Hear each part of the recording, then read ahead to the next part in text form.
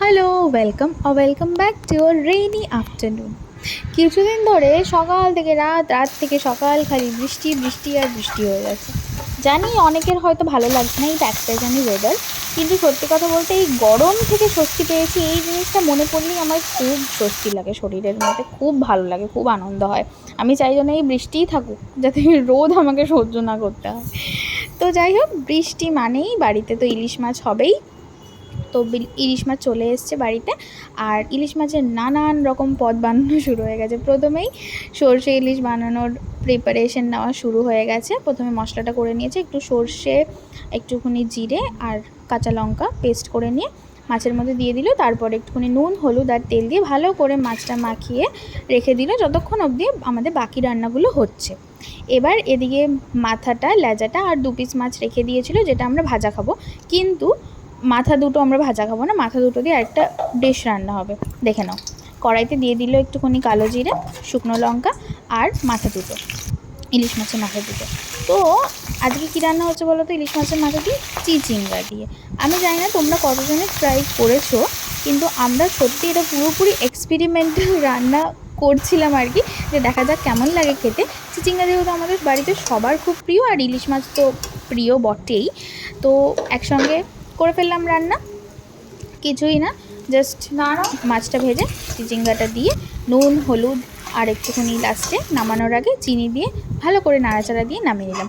খুবই সোজা, 30 মিনিটের মধ্যে রান্না হয়ে যায়, একদম চটজলদি, আর খেতে সুপার হিট, একদম সুপার হিট, সত্যি বলছি। তারপরে কড়াইটা পরিষ্কার করে নিল, আর এদিকে দিয়ে দিল ম্যারিনেট করা ইলিশ মাছগুলো, যেটা সর্ষে ইলিশ বানানোর জন্য রাখা হয়েছিল। মাছটা দিয়ে মা ভালো করে উল্টে পাল্টে নিল। যদিও আমি দেখেছি কেউ এরকমভাবে পাল্টায় না আর কি, ডিরেক্ট মাছটা দিয়ে মশলাটা দিয়ে দেয়, ওরমভাবেই হয়ে যায়। তো মা এটা করে আর কি, ভালোই লাগে খেতে আমাদের সবার। তারপরে পাত্রটা ধুয়ে পরিমাণ মতো জল দিয়ে দিল, ব্যাস, আর কিছুই না। এবার শুধু ফোটাতে হবে যতক্ষণ অবধি না পুরো জলটা শুকিয়ে যাচ্ছে, তোমাদের পরিমাণ মতো যেরকম কনসিস্টেন্সি তোমরা পছন্দ করো, আর তেলটা বেরিয়ে যাচ্ছে। আমরা কিন্তু এতটা তেল দিইনি মাছের মধ্যে, মাছটা এতটা সুন্দর ফ্রেশ ছিল, আর মাছটা থেকে অনেক তেল বেরিয়েছিল। আর মাছ থেকে তেল বেরোলে পরে তো তোমরা সবাই জানো সেই মাছ খুবই ভালো হবে খেতে। তারপরে এই তো রান্না হয়েই গেল। ইলিশ মাছ রান্না করতে তো বেশি সময় লাগেই না, ওই নিয়ার অ্যাবাউট 1 hour 30 মিনিটের মধ্যে হয়েই গেল। তারপরে একটুখানি বাইরে দাঁড়িয়ে দাঁড়িয়ে বৃষ্টি উপভোগ করছিলাম। আমাদের পেছনের বাগানে দেখো কী সুন্দর হাওয়া দিচ্ছে, আমার খুব ভালো লাগে।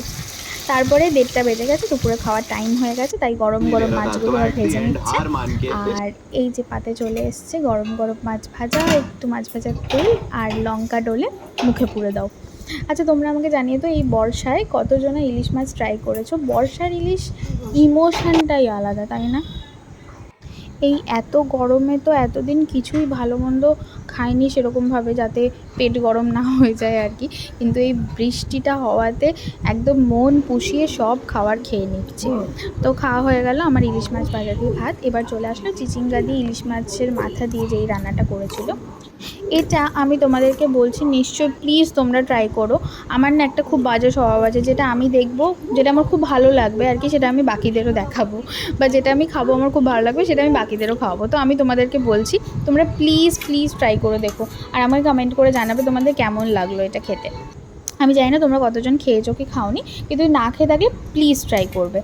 এবার চলে আসলো পাতে সর্ষে ইলিশ।